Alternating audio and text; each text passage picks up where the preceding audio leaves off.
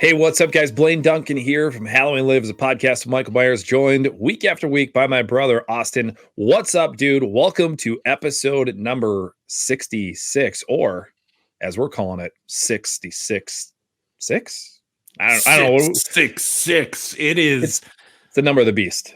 It is the number of the beast, as Iron Maiden says. The classic song. Dude, that song, by the way, this is like a totally like a random tangent. The Number of the Beast, Iron Maiden. I was like in like ninth grade, I think, when I first heard that song. And I remember sitting in my room, listening to that CD on repeat for like the entire summer. I absolutely loved it. I'm sure mom and dad thought I was doing like satanic worship or some shit upstairs, but I wasn't. I was just listening to that great album over and over again. So sorry. Anyway, side tangent. What's up? What's funny about that is if you were in ninth grade, what does that make you, like 14? I was like 3 years old, so you had already fallen deeply in love with it by the time I was starting to like music. Fear of the Dark, one of the greatest songs of all time, dude. Hard to beat. But yeah, Halloween lives, the podcast of Michael Myers. That's what we're here to do. That's right, every single week. How you doing, Blaine? Dude, I'm good, but we got to talk about something here at the start of the show. We've had a really good friend of the show, Dominic, who came on and shared. He's been on the show several times. He unfortunately had his Halloween Stocks 2 fan film taken off of YouTube. It was removed from YouTube, and it's so unfortunate because, and he wasn't the only one. I want to make sure I get his name right because him and I have been messaging back and forth a little bit. Michael Brandon Wright, who also did another Halloween film. He did Halloween Mask of Evil. His film was taken down. I guess there were others that were taken down. And apparently, Trancas was on YouTube and they were checking the series out or checking out different fan films. And they were like, hey, these got to go. And they reported it to YouTube or whatever it was. And that's the as it stands now, that's the end of these fan films that you guys have seen. And it's really, really unfortunate because for all of these guys, for both, Michael and for Dominic, these guys put a ton of work into these films. I mean, this was not ever an attempt to make money. This was not an attempt to try to skirt around, I should say, Trancas, or to, do anything that is going to be anything other than just literally showcasing their love for this franchise. And so it's really unfortunate that we're here. It sadly doesn't surprise me. I know you and I, we tried selling a t-shirt for the podcast here, and well, that lasted like 13 hours and we were told we had to take it down. So, I get it. I respect it. Trancas is protecting their IP, their intellectual property. And I get it. But in this case, specifically with Dominic, and I'm sure Michael was the exact same way, but just knowing what we know about Dominic and his film and just being so in tune with that whole process, especially you. I mean, you were involved in that thing from the very get-go. It's so unfortunate because we know that this was truly a love letter to the franchise. It was meant, in no way, shape, or form to be a negative. And these films are taken down. So, yeah, Dominic is bumming. Talk with this Michael. He's hurting as well, and it really is unfortunate. Once again, I think both these guys understand it, that Trancas is protecting their IP. But it's just sort of a sad deal for the fans of the franchise who like to see these fan films come up, because in a way it gives us a new Halloween film, right? And we know that this isn't some big budget deal. And, in Dominic's case, he spent tens of thousands of dollars of his own money to make this thing happen.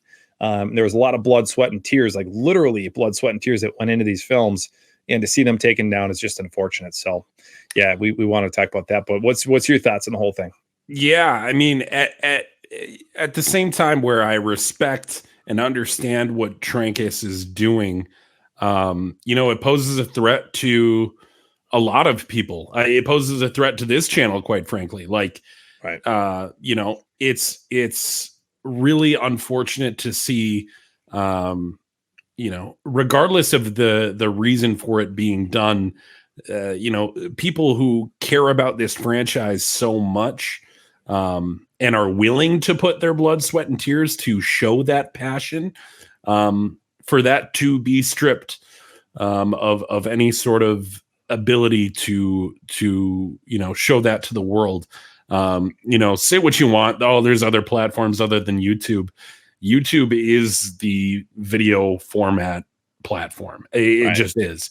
And, I hate to see all that hard work that Dominic put in, that all of these fan film makers have put in, not be able to be shown to the world. And it is really unfortunate. And my heart goes out to the creators of all these fan films that are figuring out how to take next steps and move on from this and figure out how, if there's any ability to reverse any of these decisions that have been made.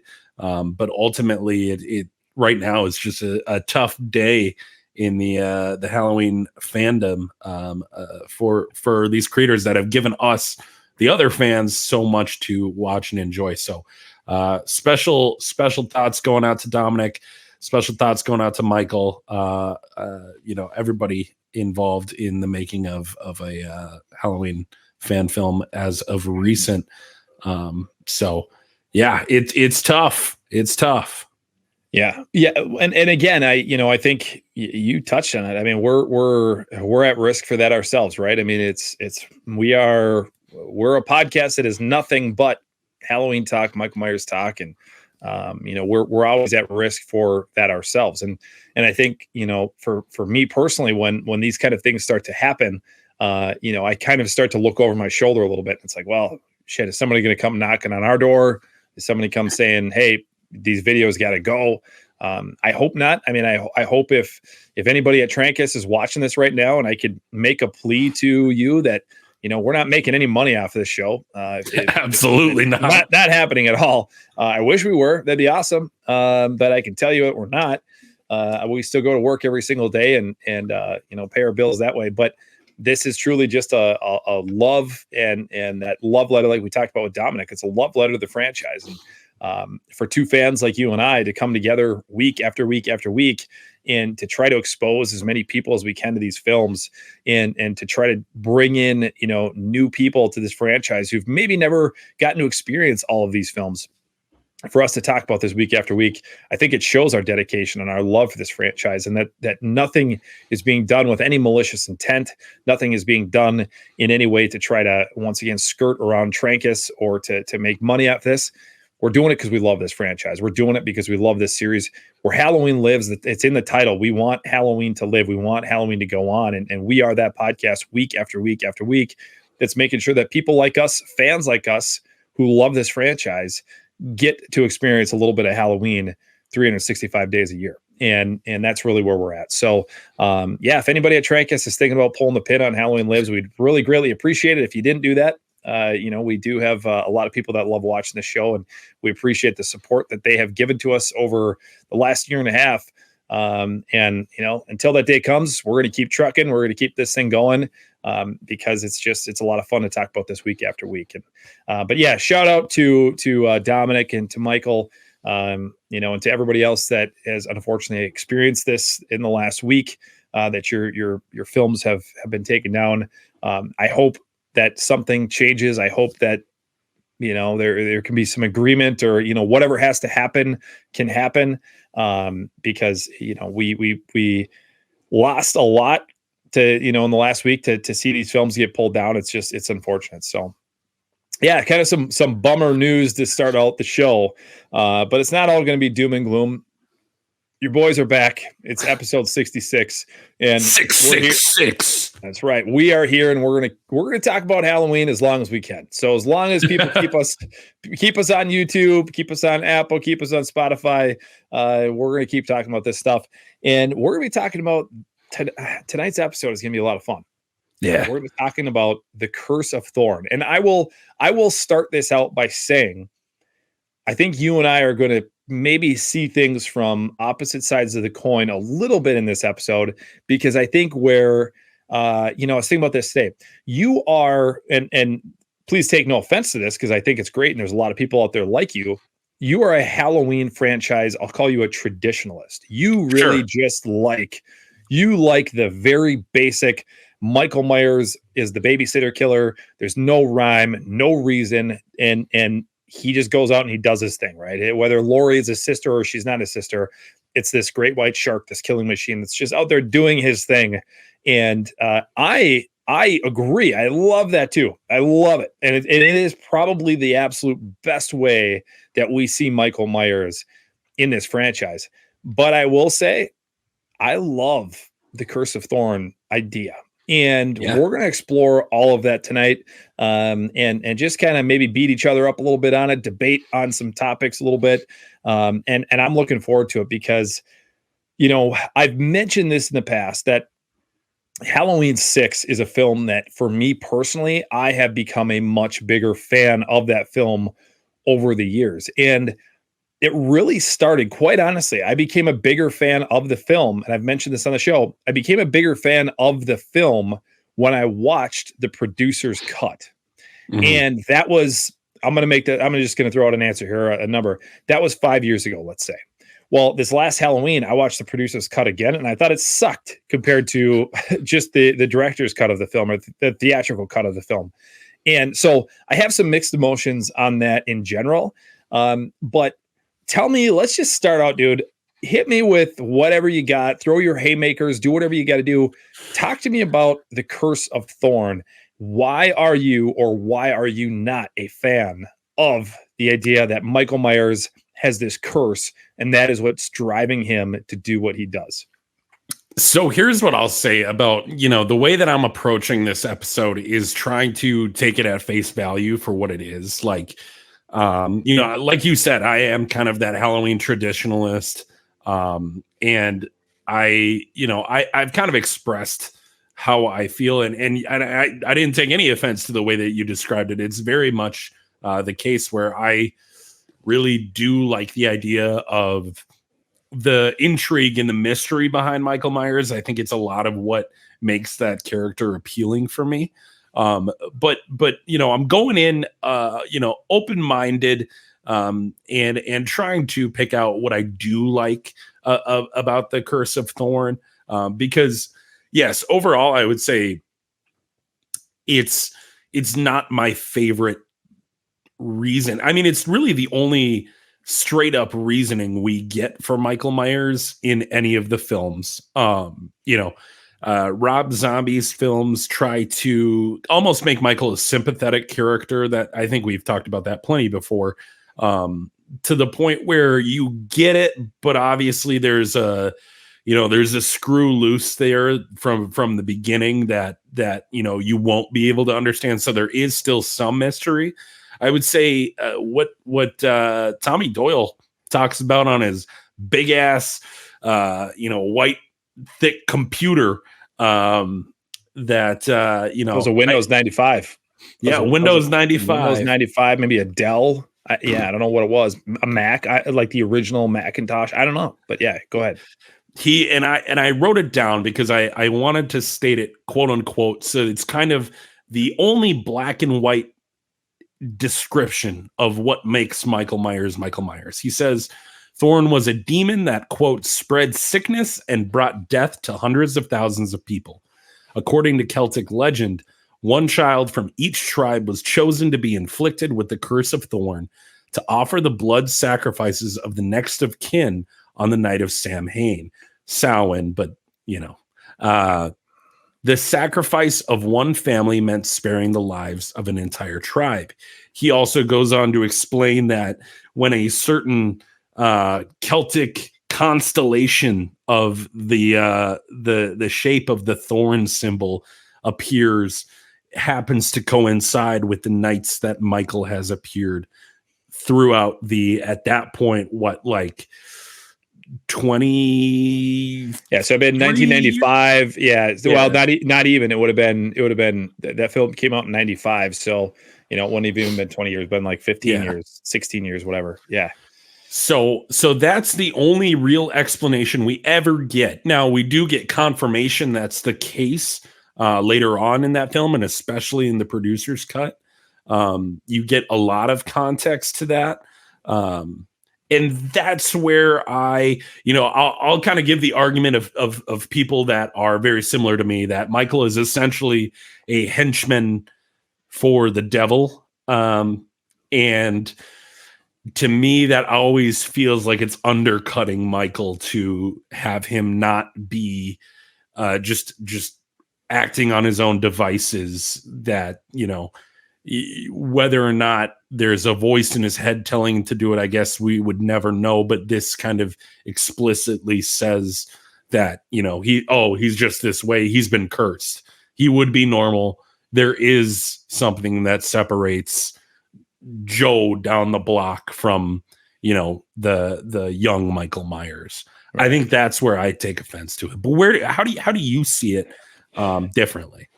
Yeah, I mean, I am, as I said, I'm a fan of it, and I think we obviously, we talk about part 6 being like the Curse of Thorn, which it truly is. Like part 6, we get all that stuff, right? We get the backstory and really what Curse of Thorn is. But we see it we see it introduced in part 5 with the Man in Black, and nobody knew what the hell the Man in Black was. Probably the frickin' director and screenwriter and everybody else involved with H5 didn't know what the hell the Man in Black was supposed to be either.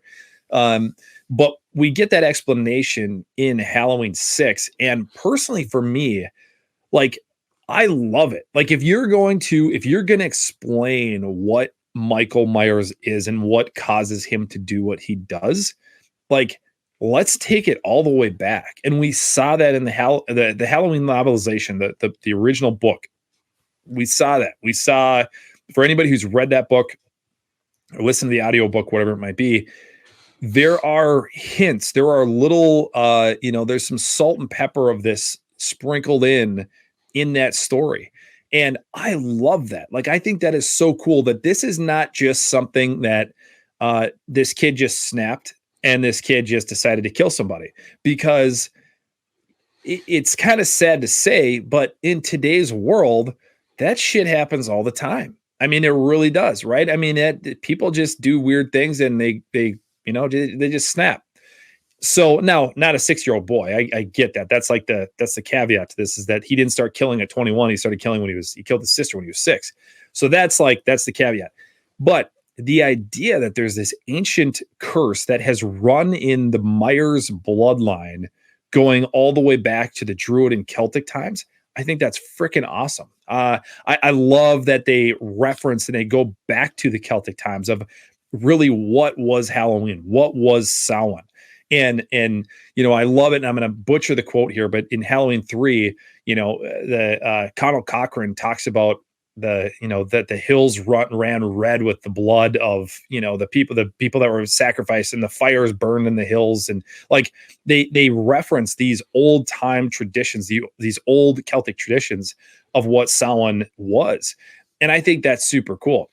Now, to add, you touched on sort of the constellation thing, and the stars that sort of line up and create this thorn symbol that only comes around however many years.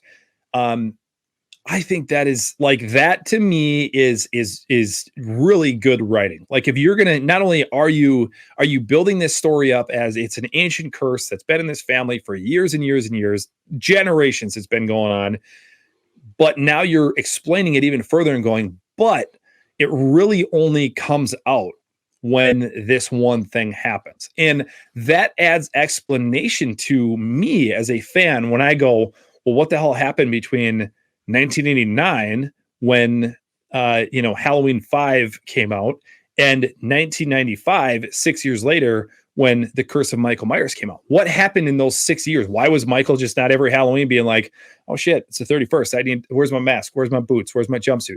It wasn't happening like that, because the stars, that pattern, that thorn pattern that has to happen in this explanation, didn't happen in those 6 years. That Michael was wherever Michael was. He was living in a sewer. He was doing whatever the hell he was doing, but it wasn't actually happening until this star pattern basically lines up. Now, once again, for Halloween traditionalists, people who are like, just give me that ruthless, brutal killer Michael Myers with no explanation, this must blow their freaking minds. And they must be going, that is the stupidest thing in the world. I don't want to know that. That's taken too much, with in regard to Michael's backstory and why he's doing what he's doing. I get it. I'm not arguing with you. I totally understand. I do love that idea too. But if you're gonna explain it, let's that's a freaking cool explanation. I don't care. It's not like I would have hated it if it was like, I personally, so a couple different things that I've heard is like, well, Michael is possessed, right? That's why he's possessed. So that's why he doesn't die. He's possessed by something else, and that drives him. Stupid. Been done before. I don't like it. How about it's the mask. The mask is what's driving him. Okay, a little bit cooler of an idea. Still don't like it. I still think that's dumb. But this idea that there's this ancient family curse on this, running in this bloodline, and it lines up with the Druids and the Celtics and these Celtic traditions, and the star patterns, and like, it was just, in my mind, that was just very, very well thought out. I'll say this. Also, I'm just so everybody's aware, I'm gonna strip right now because I'm hot as hell. I started this thing out. It was cold. I just come in from outside. I'm wearing a big heavy thing. I'm gonna take some clothes off. So our Patreon, that's going to be coming later on down the year, you're going to see a whole lot more of Blaine doing that. Yeah. Add some music in here. Yeah, absolutely. I'll do it slow motion. Something's weird about this with two brothers. Yeah. I don't know. All right, back to the program. What I was going to say is, what I do like about all of this is, at a certain point, it becomes too much for the suspension of belief to go, all right, there's this dude who just randomly snapped. He kills people for no reason, but he only happens to do it on Halloween night. Right. That's where I think the further you go down the line, and that's why, with whatever Trancas puts out next, it needs to, it needs to follow one of these methodologies if it's going to be a continuation of any timeline.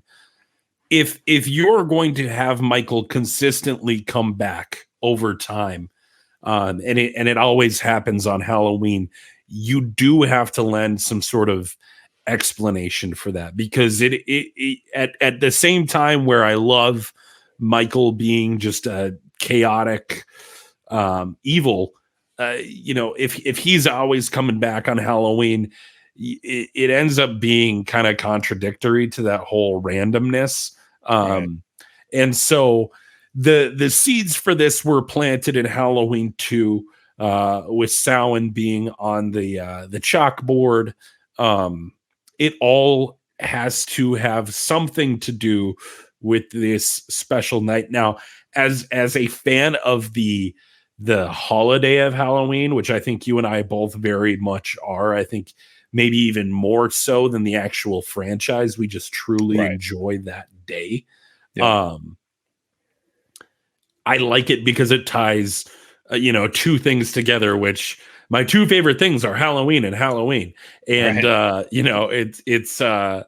it is a cool way to get that done. So I think there's been some character development for me, especially over the course of the show, where I think kind of coming in, I really did not want to even hear any sort of argument for why a rationale for Michael should ever be out there. I think this version, while it's still a little too clear cut for me, and at the end of the day, it really is. It does kind of get confirmed. I was going to say it really is just Tommy Doyle's theory, but it does get confirmed through Dr. Wynn and the actual cult of Thorn. There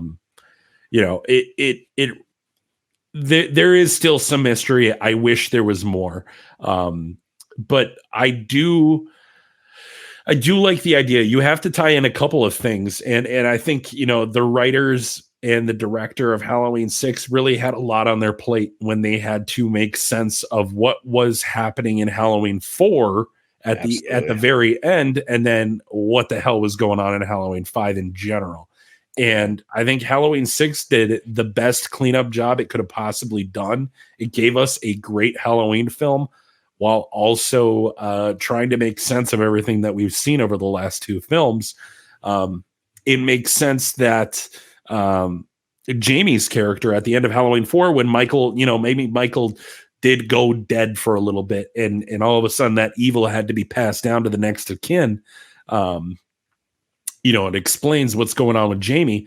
But yeah, it does take away a little bit from the uniqueness and special piece of Michael Myers for me.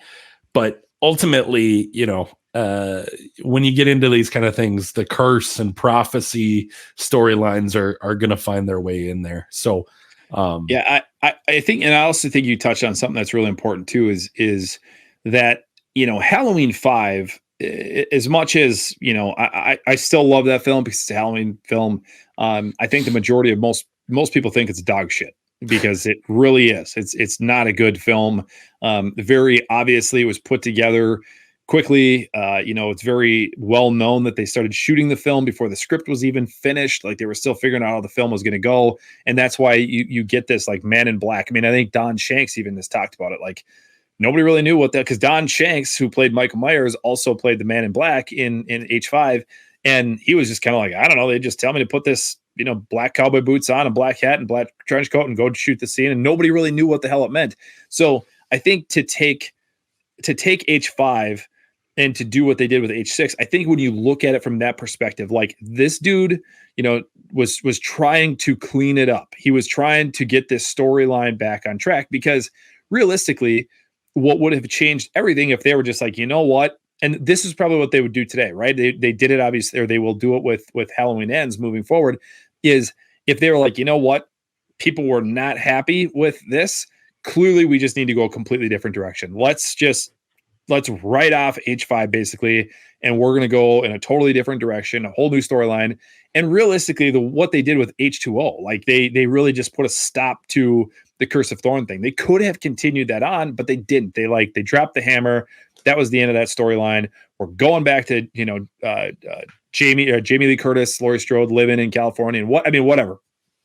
But I think they, as you said, they did the best they could with what they had to work with. And I really, truly, that's to me, when I look at this film, and I am critical of all these films because I love this franchise, even though I really love the films, I am critical of it. I think that's what I keep going back to in like defense of the Curse of Thorn. They were doing whatever they could just to make sense of the story and get that train back on the tracks, because that train was like freaking, that thing had left the station. Nobody knew where the hell it was going. The director didn't even know where the hell that train was going. And they just sort of reeled it back in and said, okay, let's move down this path. Let's give an explanation as to who the Man in Black was. And here's the thing too, is and I always forget, have you seen the producer's cut? I watched it one time. Okay. And like, to be honest, have seen more of it through like YouTube clips. Sure. Yeah. Well, and I guess my point is that for anybody who hasn't seen the producer's cut, I do encourage you to go see it, because it really is a different film in many ways. The film ends differently. But they do explain, in my opinion, they explain the Curse of Thorn thing much, much better in the producer's cut than they do in the theatrical cut. Like, I think there's a lot of holes. There's a lot of things where it's like, well, wait, that doesn't make sense. That it sort of is wrapped up, I think, a little bit better in the producer's cut. But I'm sure the reason why they didn't go with the producer's cut was because it really made it clear why Michael was doing what he was doing. And I'm sure at that time, Mustafa Cod and everybody else at Trancas was like, we can't take too much of a theory here on why Michael is doing what he's doing. We can tease the audience a little bit and say, hey, this is why. But I feel like in the producer's cut, they really go down that road a little bit further. So Yeah, I'm a fan. I really am. You know, and I think you have the other thing that I think is sort of interesting is the whole like Dr. Wynn thing that you get Mhm. in Halloween 6, where Dr. Wynn, who is referenced in Halloween 1978, there's the Dr. Wynn is in that. I think that's the guy that Loomis is talking to when he's like, you know, you should have notified me, or you should have told me that they were whatever it was. I don't remember. Or no, that was in H4. Loomis has a conversation with a doctor. And it's the guy who says, you know, he's like, he can't even drive a car or whatever he says. And he's doing very well last night or whatever, you Yep. know, it's that. I think he calls him Dr. Wynn, or he's credited as Dr. Wynn, in that movie. But then we see Dr. Wynn again in part 6, and Dr. Wynn comes off as just this old colleague of Dr. Loomis. He asks, you know, he's like, Sam, I want you to come back to Smith's Grove. And, you know, he wants him to sort of be back in the prison or the sanitarium and system. And Loomis doesn't want really anything to do with it. But then it turns out that Dr. Wynn is like, he's heavily involved and heavily entrenched in this whole thing. Oh, and while I'm thinking of it too, because see, this is when my mind is starting to spin now. The old lady, and I'm blanking on her name right now. I always think Mrs. Blankenship, but it's not Blankenship. I was going to say Blankenship. It could be, but for some reason I think that's from The Fog, but I don't know that for a fact. Doesn't matter. The old lady in Halloween 6, Google it. I'm on it. Somebody right now is screaming at the screen. It's so-and-so.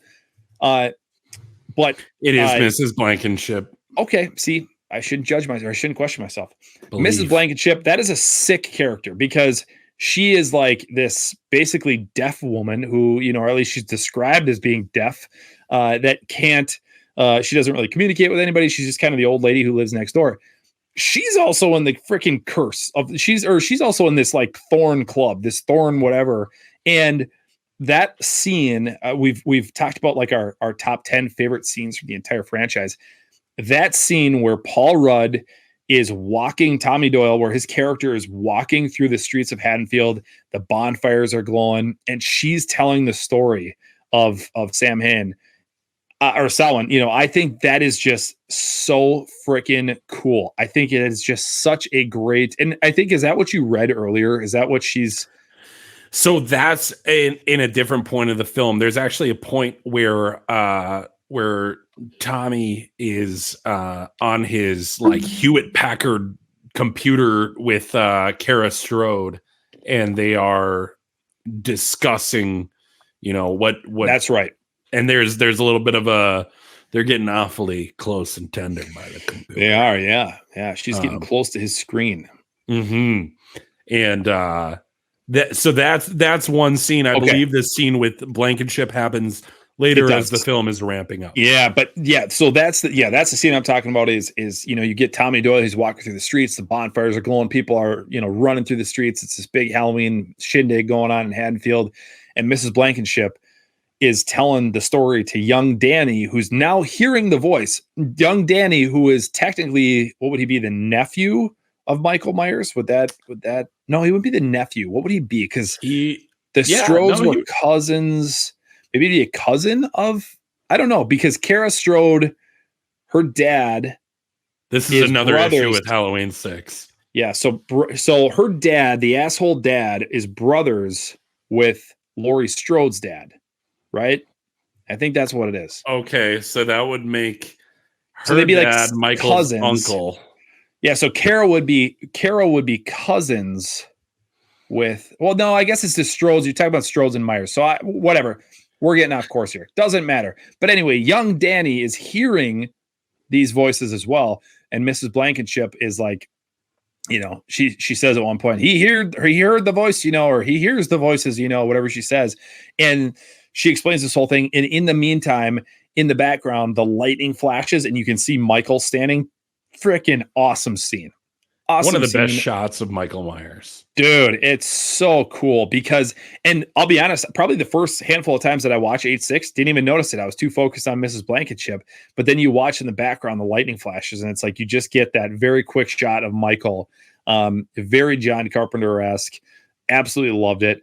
But you have this whole thing where so many people, Dr. Wynn and Mrs. Blankenship, like these people are involved. Like this curse or this thorn group is like spreads out a lot. There are people in this town who know about this curse, and that I think is a cool idea. Like that Haddonfield has some hidden secrets that are kind of being exposed in this film, and that there are other people who are part of this thing, and we just don't know it. I always like that piece of it too. Maybe I'm jumping the gun here as far as where this episode is going.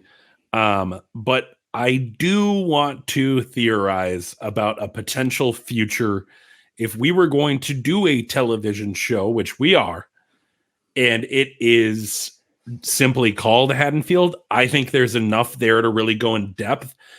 I think my problems with the Cult of Thorn aren't necessarily just in the idea alone, and maybe some of the execution, and not a lot of that is Halloween 6's fault. Like we've said a couple times, they've done the best with what they had at the disposal story-wise. So I think if this idea were to get revisited, I think there's a lot there to go off of. And maybe one of the most intriguing backstories to a slasher villain that exists. And it's been thrown away. It's been completely thrown away. H2O said right away in 1998 that no, that was not it. This is the true story. And since then, it's been reinvented a couple times. And it's we've talked before that 1, 2, 4, 5, 6 is kind of the OG. That's almost the truest, purest form of Halloween, and it's what we grew up seeing.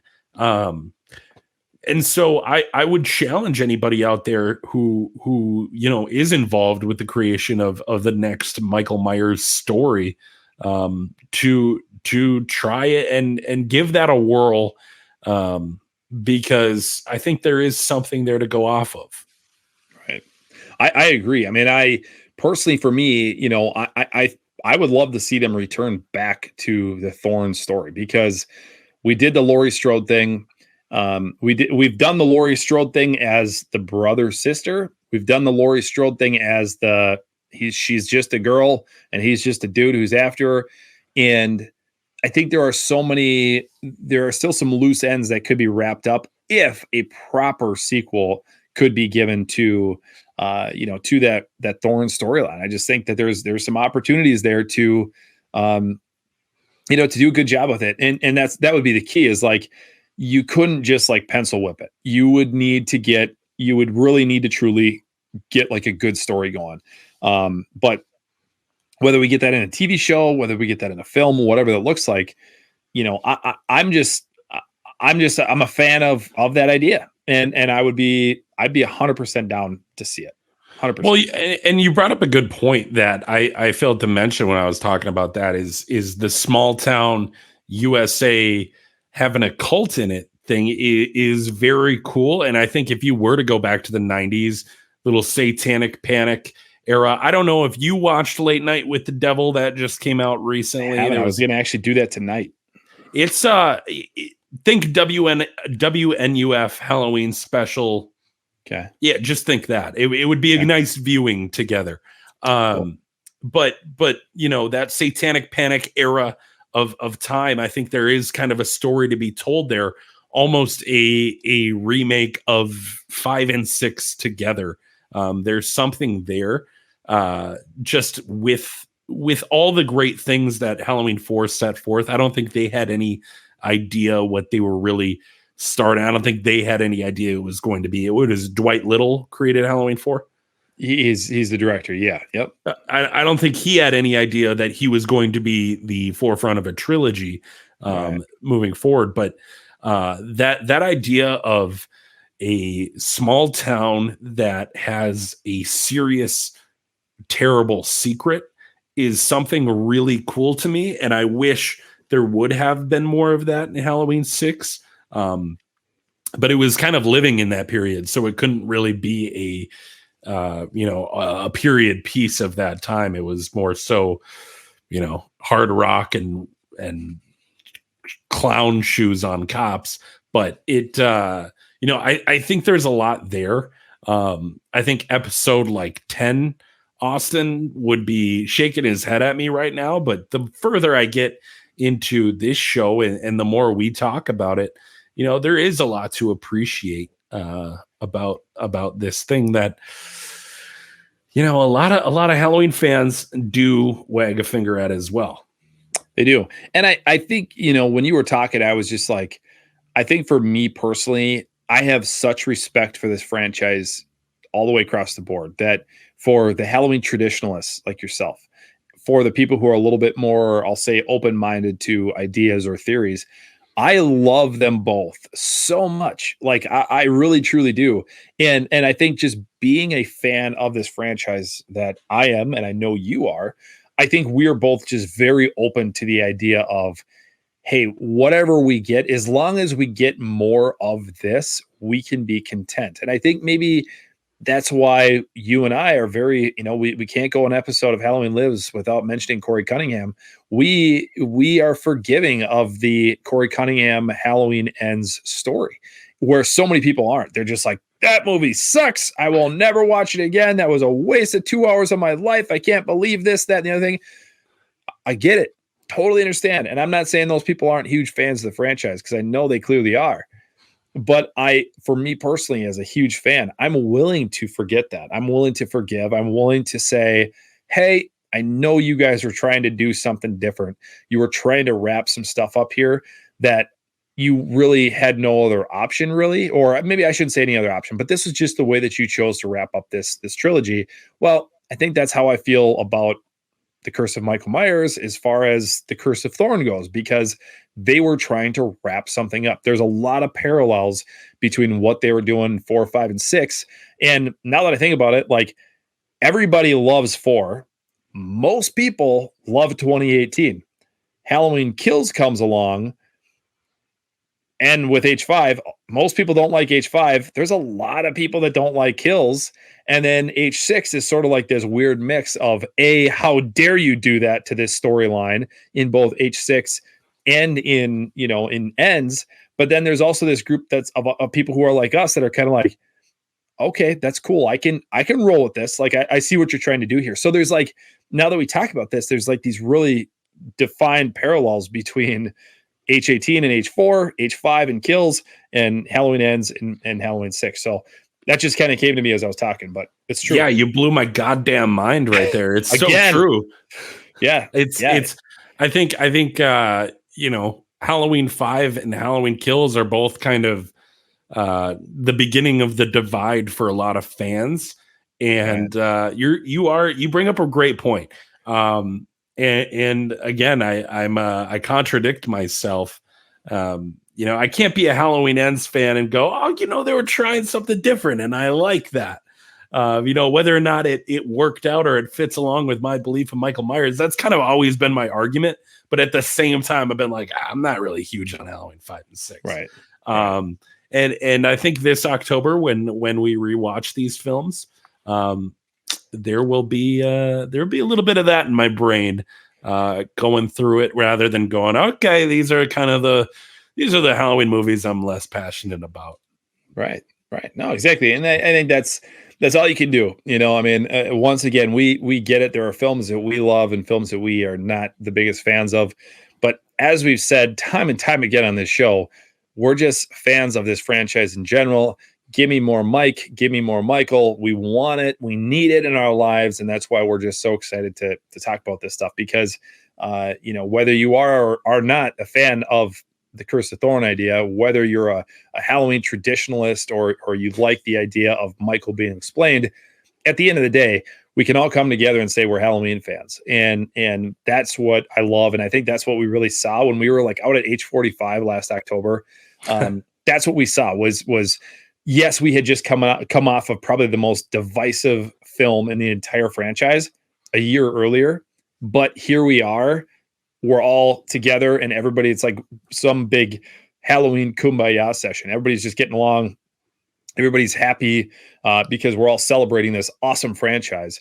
And to be honest with you, and we're getting close to the end of the episode, I think kind of going back to what we opened this episode about, that's why losing these fan films, that's why, you know, seeing these guys who put their blood, sweat, and tears into making these fan films, when you see that get pulled as a fan of this franchise and a fan of horror and just being supportive of independent filmmakers and whatever it is, that's why it hurts. And clearly it hurts them more than it hurts us, because they're the ones who were, you know, took the financial risks and personal risks and everything else that went along with making these films.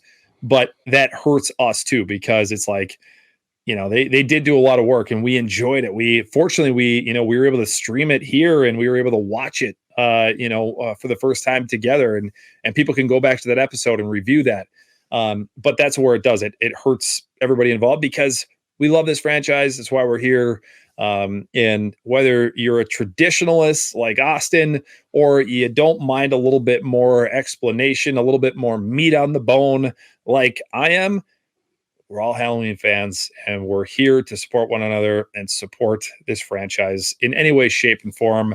That it, whatever direction it goes, it's just like we're here to support it. And but don't take away our podcast. For God's sake, it's all we got. Leave your boys alone. We're just here trying to. I don't even know what we're trying to do anymore. We're just here. Save the Duncan Brothers. Save the Duncan Brothers. Yeah, we're gonna have to start a petition or something if this thing gets taken down. We're gonna have to start becoming the Duncan Brothers, the podcast of the Duncan Brothers. Here pretty quick. It's got a ring to it. It does. It's really, you know, maybe we'll find our niche audience there. But until that time, you're gonna find us here every single freaking week, talking about our favorite two things, Halloween and Halloween. I'm going to keep that going. I love it. That's it, dude. That's awesome. My two favorite things in life are Halloween and Halloween. It's true. That's very true. No, guys, that's going to do it for this episode. Episode 66. It's another one in the books. We'll be back next week. And by the way, happy halfway to Halloween. GD, man. We're halfway there. We're 6 months away. 6 months from now, we're going to be super sad because that great day is going to be over. We have just spent the entire month of October watching all these films, and it's going to suck. So let's enjoy that countdown together till we get to that point. And we'll see you guys next week. This is Halloween Lives, a podcast of Michael Myers. I'm Blaine Duncan, and that is my little brother Austin. We'll see you guys next week.